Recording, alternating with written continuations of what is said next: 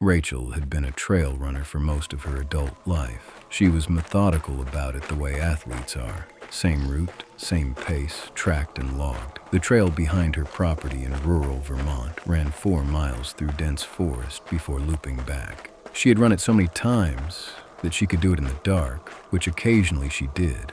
She lived alone, had for years. She preferred it that way. The first cairn appeared on a Tuesday morning in late September, a stack of 5 flat stones, perfectly balanced, placed directly in the center of the trail about a mile in.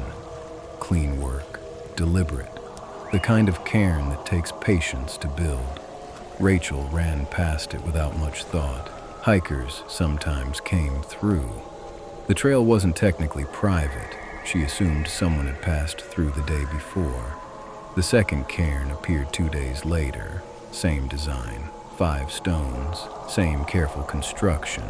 But this one was 100 yards further down the trail, past a section that got genuinely difficult to navigate. Roots crossing the path, uneven ground, a short, steep drop. Not the kind of place a casual hiker would stop to build something decorative. Rachel ran past it. The third appeared the following morning, then the fourth the day after. Each one placed further along the trail. Each one identically constructed. 5 flat stones, perfectly balanced. Rachel started paying attention. She began checking the trail the evening before her runs, walking the path at dusk, noting everything, no cairns. She'd return the next morning and there they would be, built overnight, in the dark, in the forest. Rachel told herself it was a neighbor, someone who liked hiking at night, which wasn't unheard of. She told herself there was a rational explanation. She dismantled each cairn as she found it. The next morning, they were rebuilt. Not in new locations, in the exact same spots. Rebuilt from the same stones she had scattered. Someone was following behind her, rebuilding them. She started varying her runs, different times, different days. She'd go at 5 a.m. one day, noon the next, 9 p.m. after that. The cairns continued to appear, always after her, always rebuilt, always 5 stones. In the 3rd week of October, Rachel decided to camp on the trail. She told herself she just wanted to catch whoever it was. A neighbor playing a strange prank, a hiker with an odd hobby. She set up her tent at the halfway point of the trail, ate dinner as the sun went down, and waited. She fell asleep around midnight. She woke up at 3 a.m. to silence. The kind of deep, complete silence that forests don't usually have. No wind, no insects, no movement. She unzipped her tent and looked out. There was a cairn, built directly in front of the tent entrance. 6 inches from the zipper. 5 stones, perfectly balanced. She hadn't heard a single sound. Rachel packed her tent in the dark and went back to her house.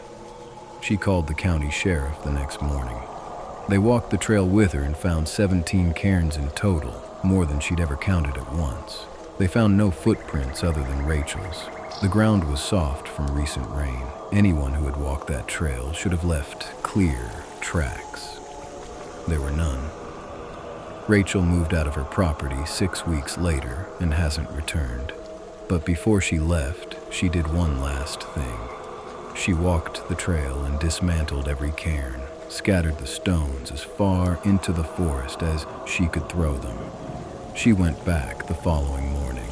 Every cairn had been rebuilt, all 17 of them, and there was an 18th now, built at the trailhead, right at the beginning, waiting for her to start again.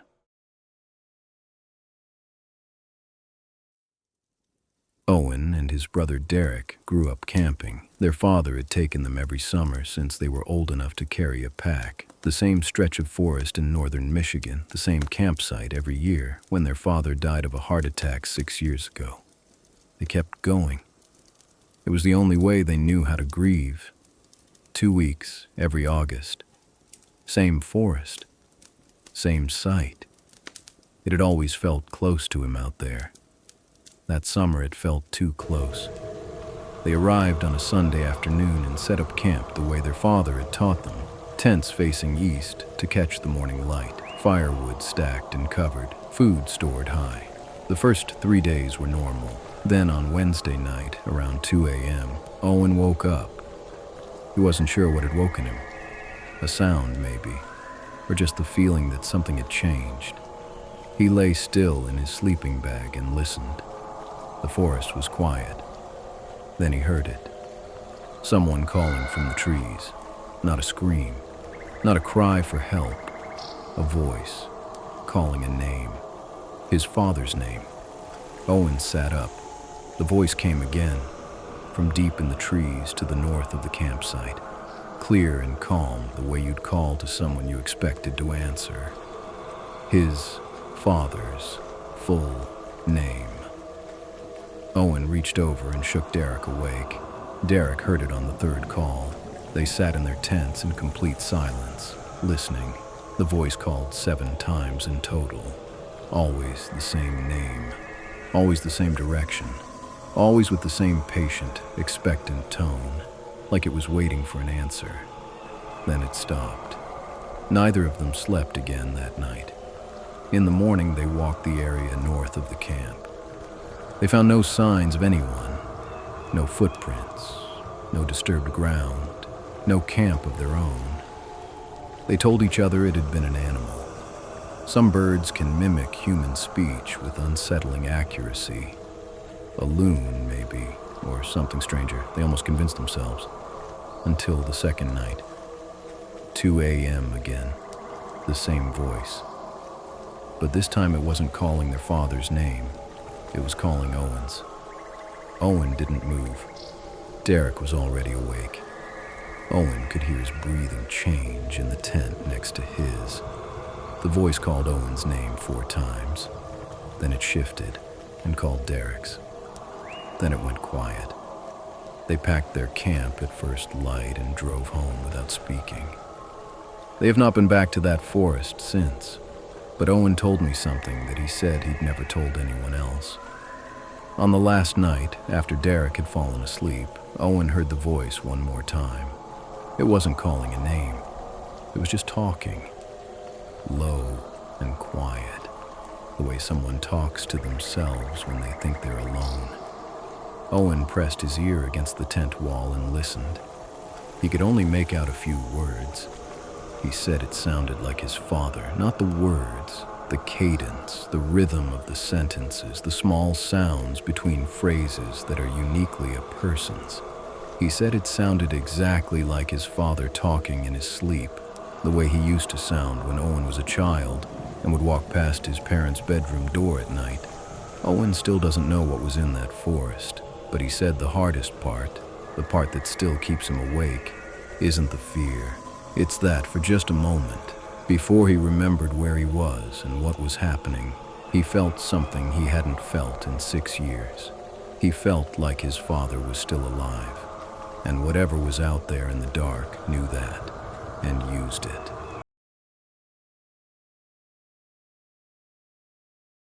Thomas had been a park ranger for 11 years. He'd done remote postings before, weeks alone in stations deep in forest preserves, monitoring weather, checking in twice daily by radio, seeing no one. He was good at solitude, preferred it mostly. The posting at Station 7 in the Allegheny National Forest was supposed to be routine. 8 weeks, September through October, a single ranger, a fully stocked station, a functioning radio system. He arrived on a Monday. By Friday, the radio had picked up something it shouldn't have. It came in at 11 p.m., a low crackle of static that shifted into something structured, not music, not a weather report, a voice. Thomas reached for the radio immediately, thinking it was another station trying to reach him, but the frequency was wrong. The number on the dial corresponded to an emergency band that the National Forest Service had decommissioned in 1987. The equipment at Station 7 wasn't even supposed to receive it anymore. He listened. The voice was female,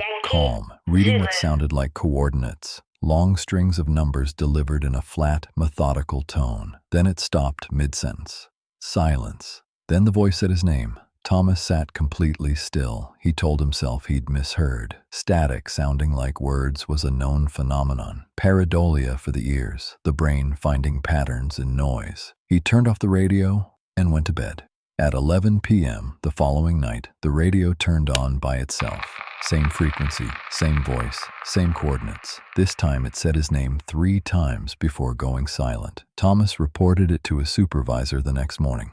His supervisor ran the frequency number through the system and confirmed what Thomas already knew. That band had been inactive for decades. There was no registered transmitter, no record of any equipment operating on that frequency in the entire region. His supervisor suggested it might be interference from old buried cable. It happened sometimes in remote areas. Thomas went back to Station 7. On the third night, he didn't wait for the radio. He took a compass, a flashlight, and the coordinates he'd written down and walked into the forest. The numbers led him 3 miles northeast of the station, deep into a section of forest, marked on his maps as restricted, an old area that had been closed to the public in the 1980s for reasons his maps didn't specify. He found the source at 1 a.m., an old emergency broadcast repeater, a rusted metal box bolted to a concrete post, half buried in moss and dead leaves. Military issue, by the look of it. It had no power source, no battery, no cable, no solar panel. Thomas stood in the dark forest looking at a piece of equipment that had no possible way of functioning. He could hear static coming from it. He reached out and touched it. The static stopped. The voice spoke directly into the silence. It said, "We know you found it. Please don't come back here." Thomas walked back to the station without stopping. He filed a report the following morning describing what he'd found. His supervisor forwarded it to the regional office. 3 days later, 2 men arrived at Station 7. Not rangers, no identifying uniforms, and spent 4 hours in the forest. When they came back, they told Thomas the repeater had been removed and that the interference would stop. They were right. The radio was silent from that night on. Thomas finished his posting and returned home. He requested a transfer to a different region. It was approved without question, but before he left, he did something he hasn't told his supervisors. He went back to the coordinates one last time. The concrete post was still there, but it was clean. No rust, no moss, no sign that anything had ever been bolted to it, and carved into the concrete in letters that looked fresh. "We told you not to come back."